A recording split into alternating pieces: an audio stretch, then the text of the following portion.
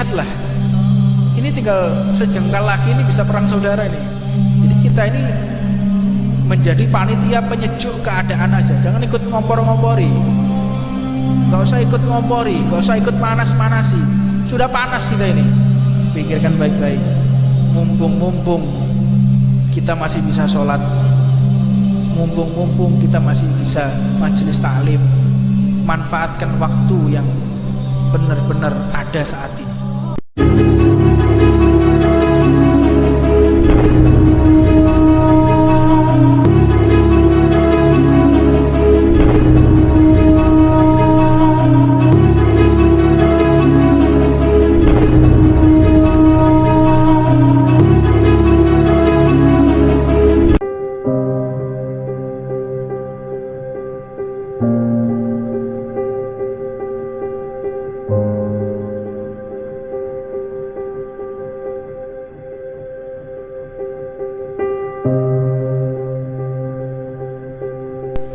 Kita diajarkan oleh guru-guru kita untuk benar-benar menghindari bentrok secara fisik, dan ini penting kajian seperti ini.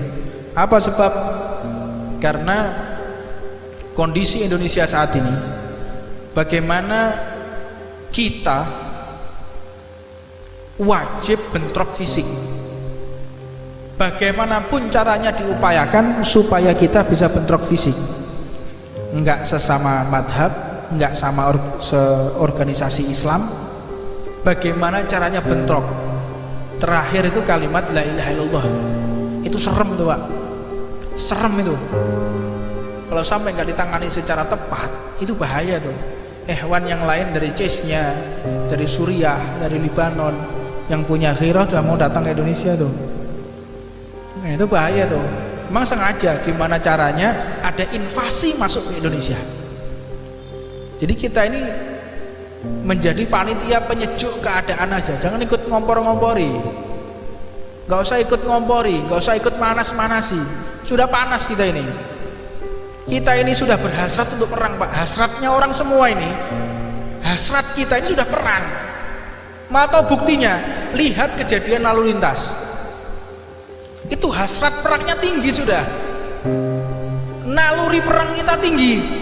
Naluri perang tinggi, hasrat sudah tinggi. Lihat itu, orang salah dikit aja, belok nggak keriting, waduh sudah ngomong kotor Pak.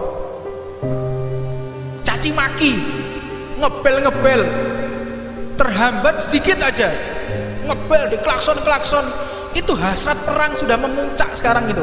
Lihat di keadaan lalu lintas kita. Ini butuh penyejuk. Kita jadilah orang yang menyejukkan suasana. Lihatlah, ini tinggal sejengkal lagi ini bisa perang saudara ini. Untuknya sisakan umur kita, tanamkan di pemikiran kita. Kalau kita tuh nggak panjang umur, tanamkan di pikiran kita, doktrinkan dalam pikiran kita. Kalau kita tuh nggak panjang umur. Jadi kita mikir Pak, saya tuh gak panjang umur, jadi harus berbuat sebaik mungkin untuk menghadap kepada Allah. Tanamkan dalam pikiran.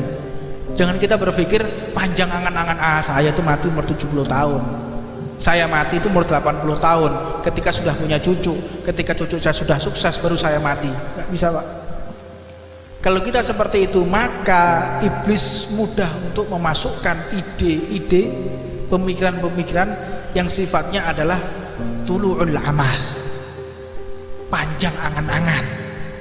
Akhirnya tidak ada persiapan kita menuju ke akhirat. Dan paling tepatnya persiapan menuju ke akhirat, duduknya kita di tempat seperti ini. Banyak majelis, hadiri majelis, luangkan waktu, luangkan pikiran, kerahkan apa yang kita punya untuk mendekatkan diri kepada Allah Subhanahu wa ta'ala. Dan wallahu a'lam, nggak tahu ini benar-benar masih kondusif apa enggak, kita nggak tahu loh Pak. Pikirkan baik-baik. Mumpung kita masih bisa sholat, mumpung kita masih bisa majelis taklim, manfaatkan waktu yang benar-benar ada saat ini.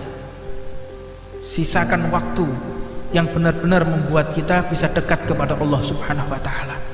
Yakini, yakin, tanamkan dalam jiwa, saya sudah tidak ada kesempatan lain, mungkin besok saya akan mati, mungkin saya besok sudah tidak kondusif lagi. Jadi semangat kita datang di dalam majelis itu ada, dan ketika kita duduk di dalam majelis, maka kita pun tidak menyia-nyiakan kak belayang, kak lambia. Yang penting saya duduk mengalami berkah iman.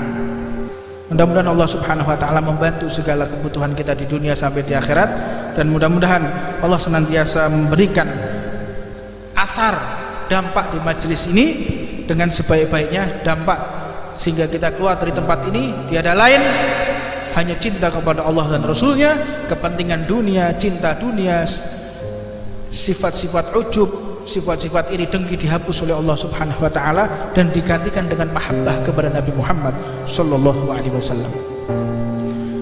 Wa qala Rasulullah sallallahu alaihi wasallam, jahidu musyrikin bi amwalikum wa anfusikum wa alsinatikum. Jihadlah engkau melawan orang-orang musyrik, melawan kesyirikan dengan harta, seperti yang panjang lebar saya jelaskan. Yang kedua, wa anfusikum, dengan jiwa kita. Kalau sudah harta, biaya, semuanya sudah, baru diperkenankan menggunakan senjata. Dengan jiwa, dengan segala kemampuan apapun boleh. Jika tidak bisa, wa alsinatikum, dengan lisan, nasihat. Jangan kita cuek, yang penting bukan keluarga saya kok, bukan saudara saya kok, wah ini bukan sanak famili saya, biar dia mau mabuk, dia mau judi, dia nggak sholat, itu bukan keluarga saya. Hati-hati, orang-orang kayak gini tidak akan dihiraukan oleh Rasulullah ketika nanti di hari akhir.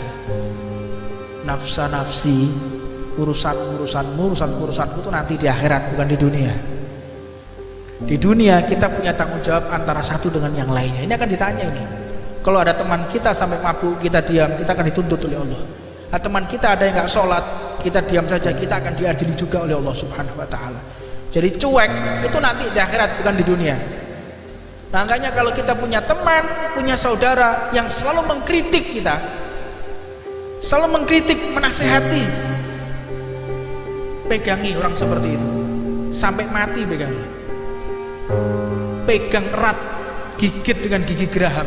Maknanya jangan sampai kita kehilangan teman yang seperti itu, yang benar-benar mendukung ketika kita benar dan menyalahkan, mengkritisi ketika kita salah. Pegang sampai kita mati itu.